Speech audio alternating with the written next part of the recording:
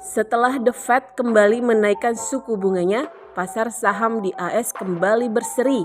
Saham-saham yang naik pun kembali datang dari sektor new economy. Lalu bagaimana prospek pasar di Indonesia? Apakah keputusan BI mempertahankan suku bunga acuan sudah tepat? Sektor dan saham seperti apa saja yang menarik? Berikut analisis dan tips dari Robertus Yanuar Hardy, Head of Research Henan Putihrai Sekuritas.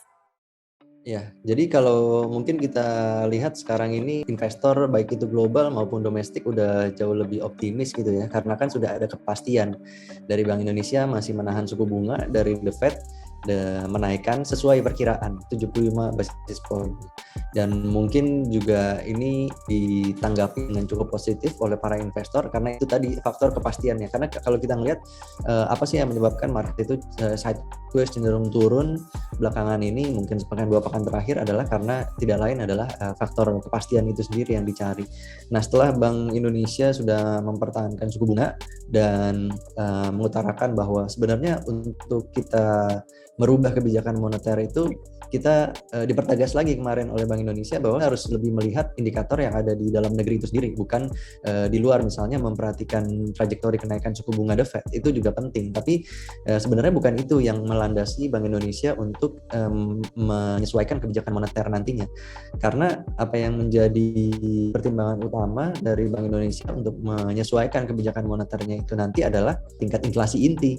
Inflasi inti itu kan mengeluarkan sama sekali komponen dari harga sembako atau bahan makanan dan harga barang-barang yang disubsidi energi seperti misalnya pertalite, harga gas, listrik, itu kan dikeluarkan sama sekali, sehingga itulah inflasi inti yang menjadi ekspektasi inflasi di masa depan. Nah, kalau itu dilihat oleh Bank Indonesia masih belum ada gejolak, dalam artian belum ada kenaikan yang signifikan. Kemarin masih sekitar 2,6%, meski IHK itu sekitar 4%.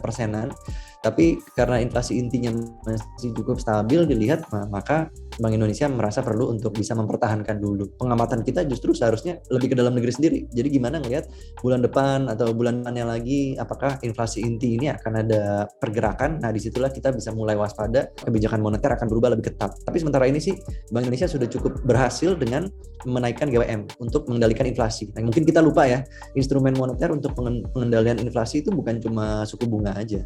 Ada yang namanya GWM juga, dan itu udah dinaikin bertahap, dan sampai September nanti akan dinaikin juga menjadi sekitar 9%. Nah, ini yang bisa juga menyerap likuiditas, mungkin menyerap sebagian likuiditas di pasar saham juga, pasar obligasi juga. Kita udah lihat kan dampaknya, yield obligasi naik, kemudian nilai tukar rupiah melemah, itu juga dampak dari berkurangnya likuiditas. Dan ya, likuiditas yang ada di uang beredar juga M1, M2 berkurang, sehingga inflasi itu bisa dikendalikan. Jadi mungkin itu yang indikator utama yang kita bisa perhatikan, lebih ngelihat ke dalam negeri daripada ngeliatin spread antara suku bunga Bank Indonesia dengan The Fed. Bukannya nggak penting, penting juga, cuman mungkin bukan itu yang bisa kita fokuskan ke depannya. Jadi overall sebenarnya untuk bisa mulai mengambil posisi jangka menengah, jangka panjang, itu sebenarnya mungkin sudah bisa dilakukan dari sekarang. Nah, hanya saja mungkin selektif, karena kita kan nggak tahu sebenarnya inflasi Amerika nih akhir bulan Juli nanti berapa gitu. Kalau misalnya masih melonjak, tentu dampaknya nggak bagus lagi, karena meskipun kita di dalam negeri inflasi relatif terkendali, kebijakan fiskal dan moneter juga masih sangat favorable, tapi kalau sentimen globalnya nggak membaik, misalnya nanti inflasinya masih naik di atas 9% gitu di Amerika, ya tentu akan ada dampaknya juga. Jadi kita masih perlu perhatikan faktor-faktor itu untuk bisa lebih full force gitu, lebih optimis lagi.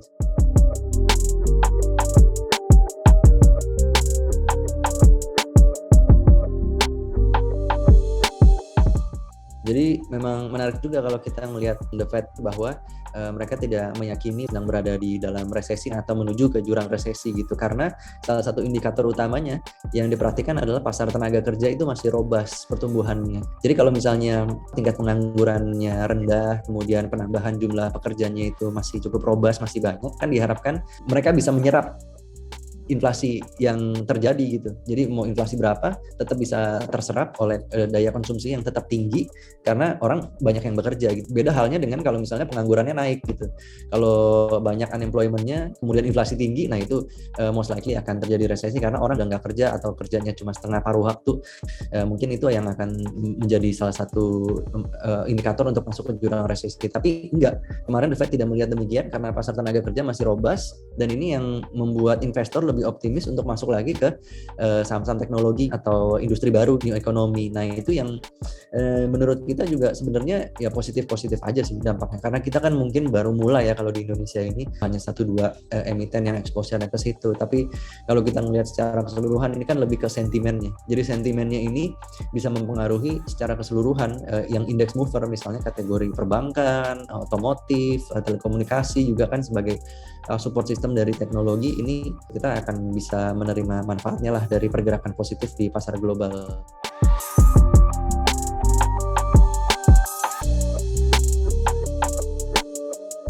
Ya, kalau kita ngelihat sebenarnya appetite dari investor ini sudah mulai kembali lagi positif, dihantam beberapa pekan atau mungkin beberapa bulan ke belakang oleh market yang termasuk kategori crash gitu, penurunannya sangat tajam. Tapi sekarang udah mulai perlahan kembali lagi optimisme, sehingga kita ngelihat sebenarnya yang high beta atau yang mungkin cyclical dan juga index mover seperti sektor perbankan, telekomunikasi, otomotif itu juga masih layak untuk dijadikan pilihan untuk sekarang ini.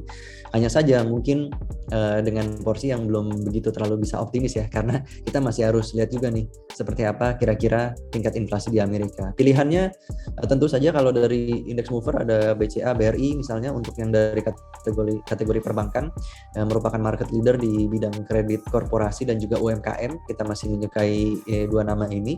Kemudian kalau dari otomotif dan telco ada Astra, Telkom, juga sebagai market leader di bidangnya masing-masing, baik itu di bidang otomotif, pertambangan, karena kan Astra ini konglomerasi besar yang ada di pertambangan dan juga perkebunan kan, nggak cuma di otomotif aja. Jadi ya kita beli satu sahamnya bisa dapat exposure ke semuanya.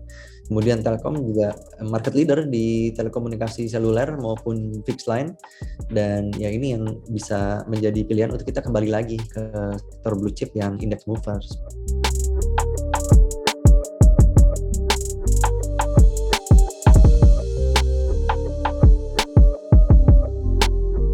Mungkin seminggu pertama gitu ya udah hampir pasti ada kenaikan. Nah ini yang sebenarnya juga salah satu yang bikin investor pasar modal di Indonesia ini jumlah pertambahannya cukup signifikan, karena itu tadi pengen kejar membeli saham IPO kan, karena banyak yang menarik gitu ya, dan relatif mudah membelinya dengan adanya IPO sekarang.